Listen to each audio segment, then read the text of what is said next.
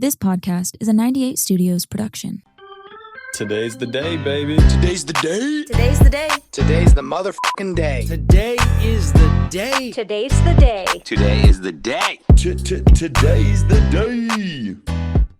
What up, everybody? Welcome back to Today's the Day with Zack Anderson. This is the start of part 2 with Mr. Leo Sagebin. We just got through your story. I loved it. So if you haven't listened to that, go listen to part 1 first. Now we got to go get the golden nuggets out of it that we haven't already gotten. So your story's a blast. And honestly, it's a roller coaster. It's very, very different from a lot of the people that we've had on here because you've taken way more. And I mean this with the most respect possible to every person that I've had on the podcast so far. As far as sales leaders and everything, your journey is way more entrepreneurial, way more like, oh, here's an idea, present it, go prove it, make it happen, and then pivot massively a lot of different times, which is really, really key. And Casey Baugh was one of my biggest mentors, one of my favorite people on the planet. He talks a lot about there being seasons in life. Mm-hmm. And you've gone through a lot of seasons very quick. That's what I'm kind of picking up from your story. You've gone through seasons of very, very, very drastically different situations very quick, which is super powerful. So my question for you, and we'll open it with a really broad one, and then we'll go, I've got a whole list and we'll see where it takes us. In all of your experience, I'm willing to bet your definition of success has changed a little bit, if not a lot. And in the seat that you sit in right now, with what you know, with what you've seen, with the people you've been lucky enough to have placed in your life, how would you go and define success to somebody? Because I think success gets talked about a lot. I think that word gets loosely thrown around, and I think a lot of people identify it very differently. So it's hard to go internalize if someone's giving you advice on how to go be quote unquote successful, right? If you don't have the same definition of success. And I think that's one thing that I've become way more curious about with people, because it's like there's so many examples and people to go help you go make a lot of money. They can go give you a million ways to go make a lot of money and so on and so forth. How do you define success though? And then I want to dive into how you go achieve that in your opinion. This is something that I've thought through a lot in my life. And my answer of success has nothing to do with money and sales and who you are to the world. Success to me is, am I a good husband? Am I a good father? Am I a good friend? Those to me are the most important things to me. I care much more about my relationship with Micah and Liliana and Oliver and Jamie and my mom and my dad. Can they lean on me? Do they trust me? That to me, how's my relationship with you? Those things to me mean more to me than the cars that I drive, the boat that I have, the houses that I have. That to me means less because, and I believe this fundamentally, right? And this is funny. I learned a really crazy lesson once. And there are moments in my life again where I know God is talking to me directly, not to get overly spiritual. I'm on a Delta flight from one location to another location. Sitting next to me is a gentleman that has taken 5 companies public, made a ton of money. He's a good friend of mine. We're sitting in this flight and he's kind of walking through all of his successes. And I'm like, whoa, dude, you've done so much. That's crazy. I'm like, you must be happy. You must be happy. And dude, I swear to you, Zah, the engine noise went down. Everything just paused and went straight to me. I swear to you. It's the weirdest thing. And he started crying. And I'm like, oh shit, dude, I just offended this super influential guy. He starts wiping off tears. And he's like, no one's ever asked me that. And he's like, I'm not happy. And I'm like, what? And he's like, I lost my relationship with my oldest son pursuing all of these companies. Bro, my heart just, as though God was speaking to me, dude, I swear to you, I pleaded with him. I was like, how do I not make that same mistake? And dude, you're seeing it right now, Zah. You've seen it, dude. Any opportunity I have, I'm like, Micah, come to this event. Hey, come do that. I said, please give me advice because I never want to be that guy. But funny enough, sorry, this is long-winded. My dad, who lost everything 2 different times, who sold chocolates and eventually I promise you, dude, on his deathbed, he will die a happy man. And the difference between the two is the people that he has relationships with. And so I've always internalized that, meaning like, so I don't want to get emotional, meaning like I know the most important things in my life, and success to me is making sure that those relationships are always aligned, are always good. I love that. No, I like that a lot. And that's the perfect answer. It's a great answer. And I have 2 follow-up questions as well. And like, it's hard to take something that's yeah, let me just ask the question, and I'll see kind of how you answer it, and then we'll go from there. So you say like success to you is your relationship with your wife, your kids, and your friends, right? Like making sure those are aligned. So, and this might be a little, and what I mean by this being a hard question to answer is it might be too literal for the actual answer. The answer is a super spiritual answer. Like relationships are spiritual. And this might be a little bit too literal, but how do you measure that? Like one thing that I'm learning it's a common trend. The people that I see that are the most happy do have the best relationships.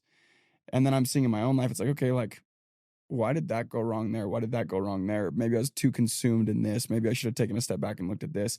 How do you measure that though? And when you measure it, how do you then take inventory and go and make corrections where you need to make corrections? And there might not be a perfect answer to that, but I'm curious. That's a great question. And I think that's the battle of mankind right now, right? The battle is like, and some advice that I'd give to anybody that's listening to this is I think that there's a lot of wisdom in just being self-aware. There's a lot of wisdom in like just pausing in the noise and just like asking yourself these questions like, is my foundation solid right now?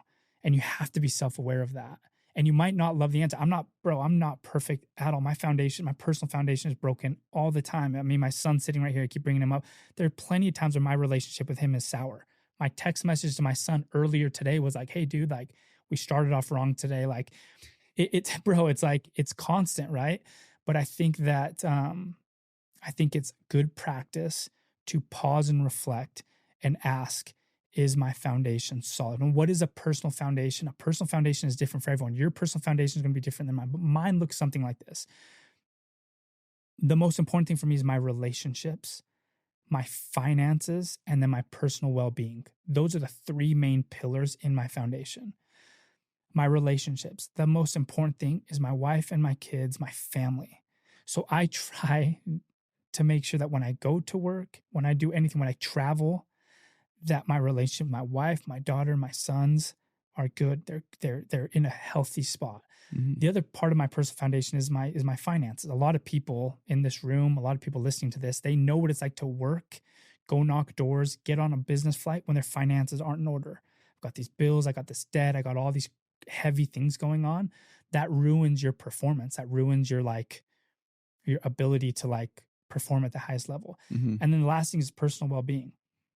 Am I reading good books? Am I exercising? Am I eating healthy? Am I doing all of these things? If I put that together and I do my best to constantly be like working upon that, I know my foundation's good. And so being self-aware, pausing and stopping and asking, is there anything broken within this? And how can I quickly go and fix it? Mm-hmm. Is how I've been able to measure that to the best of my ability. I love that. I love that. It perfectly segues me into the next question. So I think it's a dance. So not to answer the question before I ask it, but I think it's a dance. But a lot of people listen to podcasts and they do all this stuff with like a goal in mind, right? Like for most people in their 20s and coming up, like the most important thing is getting to that point where you can like go and it's kind of your duty and your obligation to go and be able to provide for a family or a future family or whatever it may be. And sometimes that can be completely consuming, right? And I think that's why there's a lot of like empty success, like unfulfilling success. And then your answer being, well, dude, like real success is relationships, right? But then you see the people where if you don't put some type of effort into going and fulfilling on the front of like even your pillars, like your personal finances or your ability to go and provide, if you don't put some, like there's sacrifice in everything. If you put all of your energy and effort into your relationships, yeah, you can have damn good relationships. That's awesome. You also be homeless, right? So what have you learned? Yeah, what have you learned with finding that balance and that happy medium? Or maybe it's a dance and maybe there's like times and seasons for it because, and I've heard a lot of different answers. I'm curious on yours. I think you can do all of those things. That's the beauty of setting goals. That's the beauty of having good relationships. Now when I go back to like my personal foundation. My personal foundation is secure, is it something I'm constantly working on so that I can go and perform at the highest level. Does that make sense? Yep. So I'm a huge believer in going and succeeding in the business world. I own multiple businesses. I own real estate. Like I'm a believer, I'm a capitalist with those things. But my priority is this. My priority is that. And this goes back to my airplane flight with this individual. I asked him, I was like, what advice would you give me?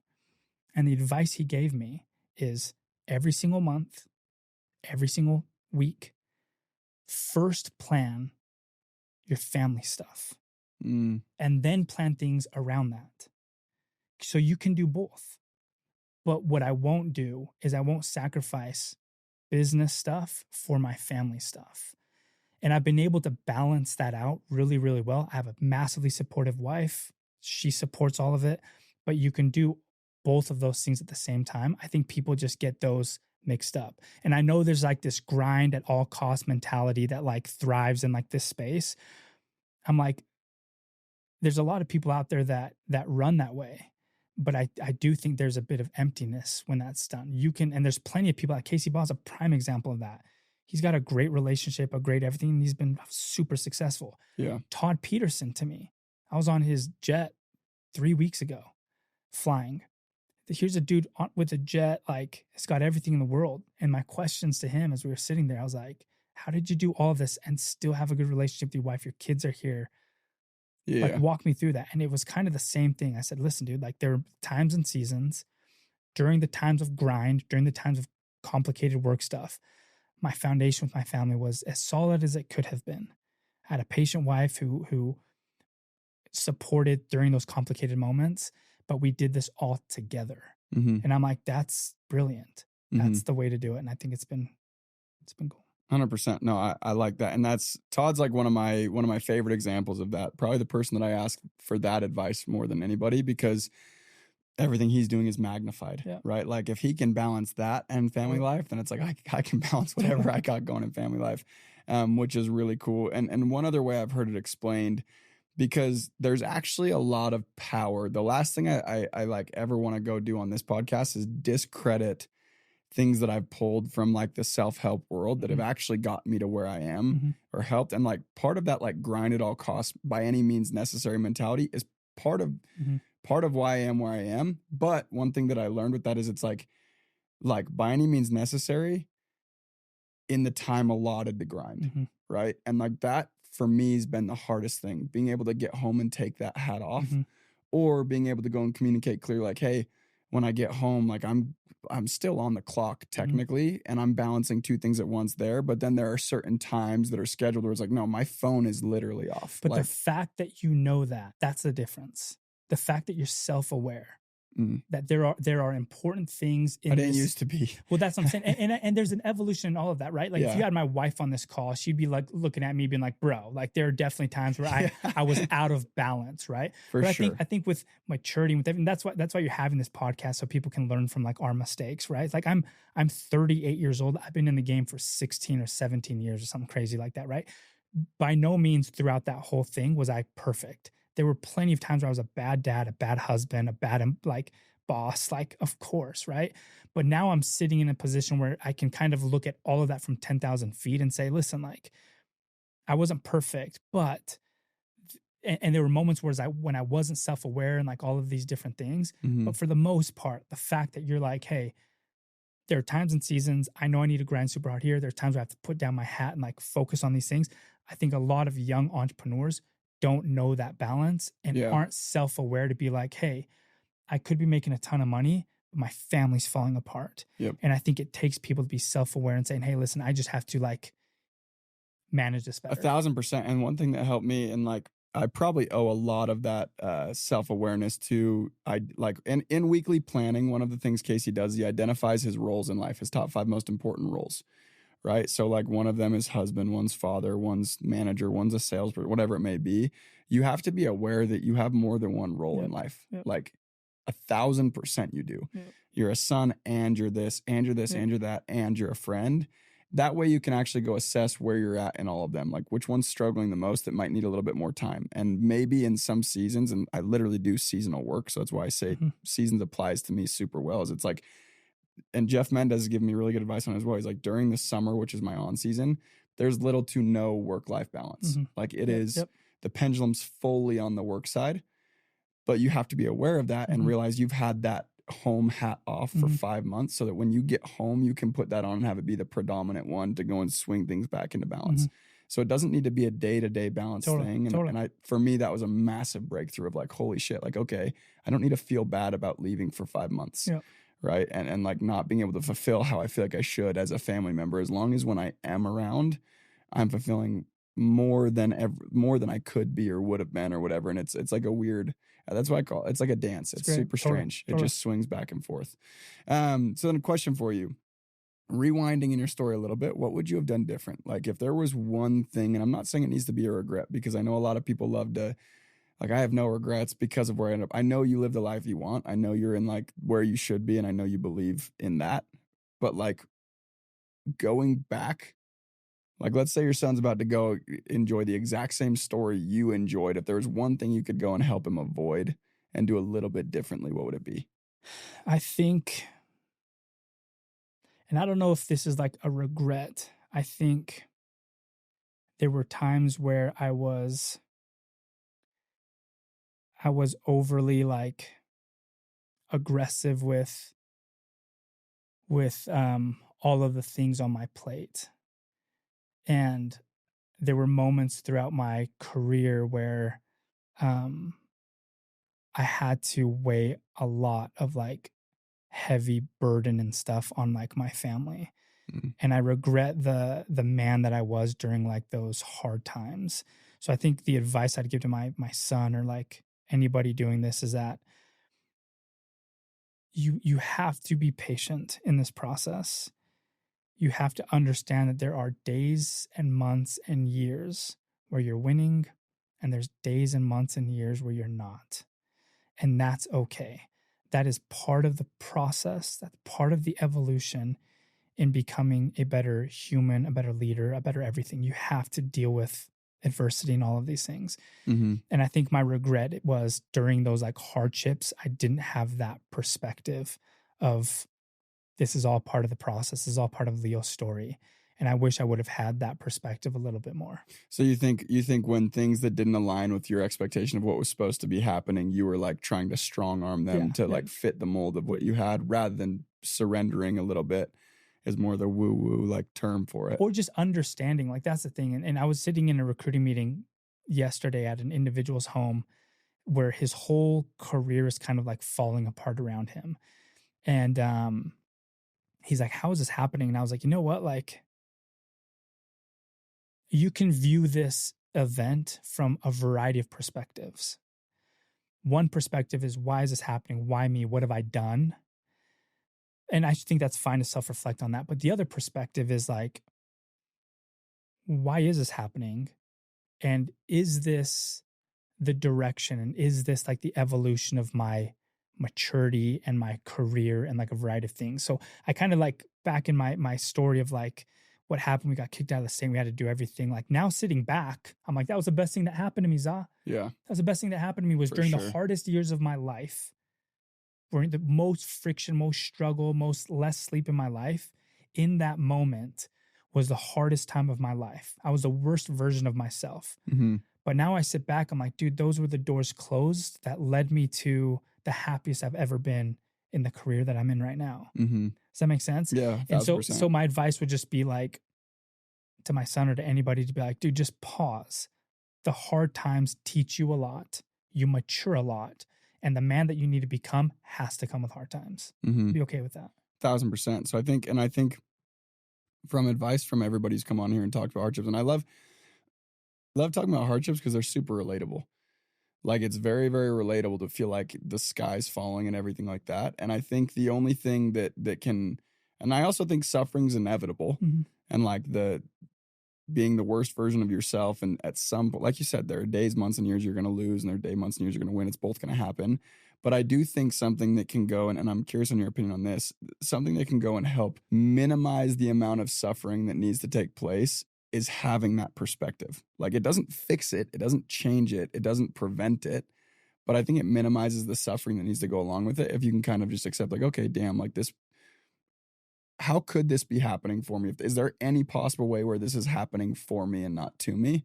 And like clinging on to that, I think in my experience helps a ton with those times where it's like 5 years of you doing everything right is getting spoiled because of something totally out of your control. And then it turns out that's exactly what needed to happen for the next thing, which is. Yeah, I think the strongest advice on that, again, is just perspective. I think anybody, like if you hyper focus on the stock market on a day-to-day trade or on like an hourly trade, if you hyper focus on your life right now or anything, it can be really scary and depressing, right? But as soon as you zoom out more and more and more and more, you'll realize, you know what, like overall the stock market's going up, overall like life is fine, like overall like things are just fine. And we start off with Fusion, we start off with the attitude of gratitude, because I'm convinced that what our generation, what our people need to learn the most is gratitude. Yeah. Because when your heart is filled with gratitude, when you stop and pause and say, dude, site audits canceled, deals went done, pays were changed, when you start off the day thinking about that, yeah, things are going to be grim, things are going to be tough. But when you start off the day being like, listen, dude, work isn't perfect, but these things in my life are good, then you kind of learn and teach your brain to operate at like a higher perspective. Yeah, 100%. And so I think that's awesome. I think individuals just have to learn that better, myself included, is just operating from that perspective. When you do that, the pain that you're experiencing right now, it's still going to be there. It's still going to be tough. You can just accept it a little bit better. Yeah. Does that make sense? 1,000%. And me as like a tenured leader at this point, I'm like, that's all I would say to people. I'm like, listen, dude, like everything will be fine. Just keep marching forward. You're going to deal with stuff. Just keep marching forward. 100%. And I think something that's really important to say as well is having a perspective of gratitude is actually something that takes a ton of work, and you don't gain it and then keep it forever. You gain it, and then if you stop practicing that, you lose it. And I think that's what makes it so valuable too, is it's like you can go through phases of being really, really good at that and not so good at that. Perspective is really, really interesting.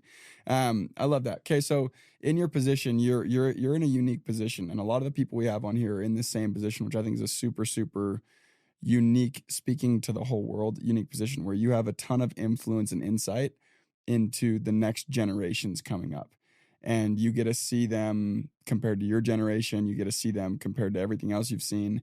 And then you also have kids who are coming up in the next generation. Like Lil Homie is like coolest kid ever, right? Like I love that you bring him around. I love that he's at the event. That's my dog. But coming into adulthood, it's like a really weird time. And a lot of the people who listen to this are 20s, younger 30s, like probably, I'm assuming if they're listening to these, they're either just on top of their shit or they're trying to figure stuff out. So what advice do you have? Because the world is very, very different from how it used to be. And I think advice is evolutionary and it changes.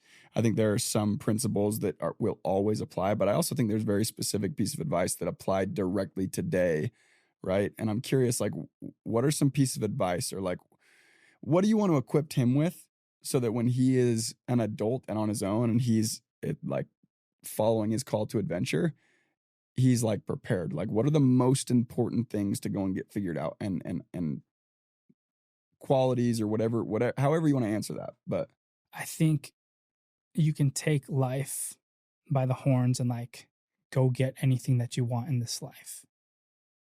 And there are individuals that go and do that. And there are individuals that are super reactive and let life kind of happen to them. And I think one of the biggest differences between the two is individuals that like have a plan, have goals, know how to go and achieve the goals. So what I would say to anybody that's like trying to figure this out is don't let life happen to you. Like you need to go make it happen yourself. Mm-hmm. I think that type of like thick-skinned, like go-getter type of thing is something that's slowly slipping away. And I think people need to like recapture that. Yeah. So what I would say is you have to have a blueprint in your life. And I talk to my kids about this. I talk to the people that I train and mentor all the time about this, which is like, what are your goals? Like, what do you want to go and accomplish? And what's the blueprint to go and do that? Yeah. Like you have to be proactive with your desires.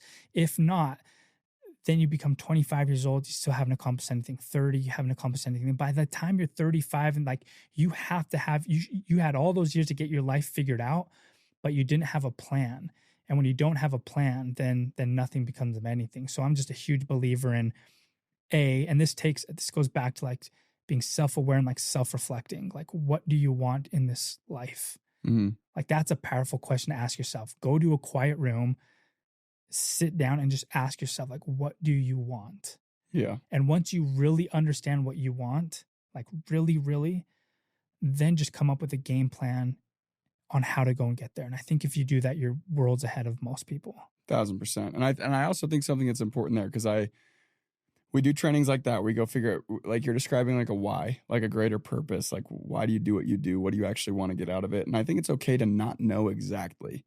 But the fact that you're thinking about it and you're trying to come up with like that perfect image is important. But I think a lot of people get discouraged. I think the biggest thing that generations are missing is like lack of patience and persistence in everything. Like, principles are amazing. And like these laws of success are amazing. They only work when you do them long enough. Right.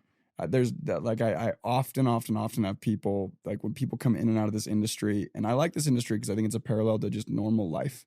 Like, I think it's just a very magnified version of the lessons that you learn in life. You just learn them a lot quicker because it's right in your face. It is like, oh, dude, I did everything you said and didn't find success. Yeah, right. It's like, so sick, homie. You did it for a month. Exactly. Like, you need, like, try 3 years and then we'll talk. And year 1.5, it's going to go click and you're going to go dominate. So I think that's the only thing I would add is just why do you think that is? I'm curious. I'm going to ask you that question. Why do you think these generations nowadays demand such quick success, or they're so quick to give up on situations? Yeah, I think I've thought about that a ton. So I have a lot of younger siblings, a lot that work with me, some that don't. I have a lot of younger siblings. I have older siblings too that have been super good examples. And then a lot of the people that I work with are also younger. And like, there's nothing that hurts worse than wanting someone's success for them more than they do, and then not being able to like force them to do it. It's like a weird, I've struggled with that. But so I've thought about that a lot. Like, what are we lacking? And like, even me, because I'm in that generation and maybe not quite your son's generation, but I'm really close and I understand it. Like, when I was in junior high, we all had cell phones. And I would say, I think that's because I think the reason people have a lot of quit in them and a lot of really quick, like they expect results, is because we literally have everything at our fingertips. Like, everything. I think that the very short answer to your question is I think the internet and cell phones. I actually agree with that. 1,000%. Why the internet and cell phones, I think, is because first off, we have this completely twisted view of how everyone else's life is because we're looking at their highlight reels. The most successful people. Yeah. You are the people that you're glorifying, right? Yeah. You're looking at their highlight reels consistently. Yeah, right. And then on top of that, we also have access to go and see all of these people who are like microly successful. Right. So like 30 years ago, you would never ever hear about that dude in Florida who makes a couple $1 million a year. Like, no, not at all. Now that's in like your face all the time. That's in your For You page. And then the guy from New York who does the guy from LA, that's 15 guys in Utah, the 35 guys in California. It's constant. And that's all you're seeing. It's constant. It's always in your face. So that does one of two things. Number one, or that does two things. The first thing that does is it goes and it like gives us this twisted perspective of where we should be. Right. Like, I know guys who are in the top 1% of the 1% in their age group in income, like speaking super surface level, like income, right? And I'm also super guilty of it, and they feel like they're like failing. Yeah. So like, number one, we have a totally distorted view of what like our life should look like. Agreed. And number two, we also think, and like I'm guilty of it as well because it's right there. We also think there are unlimited avenues we can jump to at any point that'll give us our perfectly desired outcome, because people are forcing that in front of you because they have a benefit. Like, totally. Yeah, it's crazy. Well I think if you can, that's what I would say. I spent a ton of time thinking about that. And also phones aside, our generation in the United States, and this might be a little controversial, dude, we have it so freaking easy. Like, we have it way too easy. We haven't had to see a depression. Yeah, it's interesting. We haven't had to see crazy, like, in our face war where we're like on the draft list. We haven't had to see any of that. I think, We've gotten to see the hardest times we've gotten to see, speaking for my age group, is 2008, which was, that's hard. right? For sure. Like our situation got significantly worse in 2008 for sure. So I felt that. Mm-hmm. That was the hardest thing. And I was in junior high and like big whoop, right? Yeah. And then like right now with inflation, Right. like that's the hardest thing is we have to pay $2.15 for a McDouble rather than 99 cents. Yeah, It's like, yeah, that sucks. But it's like, we really don't do a lot of hard things. It's funny you bring that up because I was reading to my son like this article that came out. It's talking about Gen Z being like the least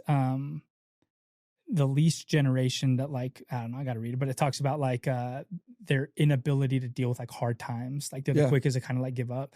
And so that to me is like an interesting thing, you know, it's like, what do we do? Because a lot of the people that come and work with us, a lot of the generation that we're growing, like we have to teach them grit and we have to teach them patience in a world that's very impatient and in a world that just shows successes.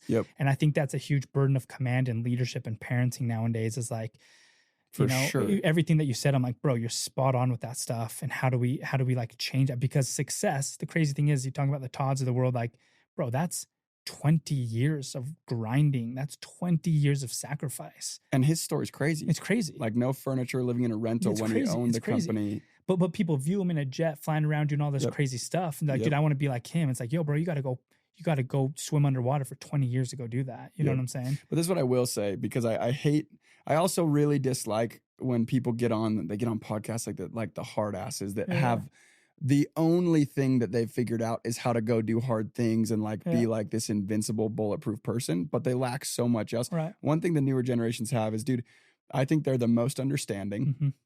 I think in a lot of situations they have really, really good hearts. And for sure, without a doubt, even my younger siblings and the generations younger than me, it's so strange. It's like they have so much more bandwidth and capability, but they just don't use it because they'll quit before they get really good at things. They pick things up and put them down. But I genuinely think like the brightest minds to ever come through our country, the planet, are like yet to come. It's cool. Like, it's cool. Love it.